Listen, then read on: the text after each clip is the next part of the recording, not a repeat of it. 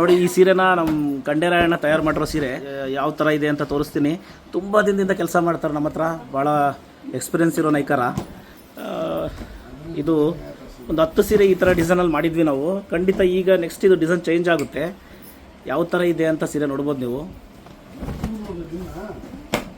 ಕೈಮಗ್ಗದಲ್ಲಿ ಸೀರೆ ತಯಾರು ಮಾಡೋದು ತುಂಬಾ ಕಷ್ಟದ ಕೆಲಸ ನೋಡಿ. ಈ ಸೀರೆ ತಯಾರು ಮಾಡೋದಕ್ಕೆ ತುಂಬ 15 ದಿವಸ ಟೈಮ್ ತೊಗೊಳ್ತಾರೆ. ತುಂಬ ಎಕ್ಸ್ಪೀರಿಯನ್ಸ್ ಇರೋ ವಿವರ್ ನೈದಿರೋದು.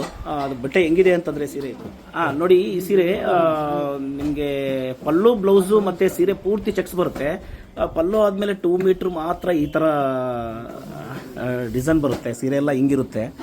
ಬಟ್ ತುಂಬ ಒಳ್ಳೆ ಸೀರೆ, ಕೈಮಗ್ಗದಲ್ಲಿ ತುಂಬ ಬೆಸ್ಟ್ ಕ್ವಾಲಿಟಿಯಲ್ಲಿ ತಯಾರು ಮಾಡಿರುವಂಥ ಸೀರೆ, ತುಂಬ ಸ್ಪೆಷಲ್ ಆಗಿರುವಂಥ ಸೀರೆ ಇದು ನೋಡಿ.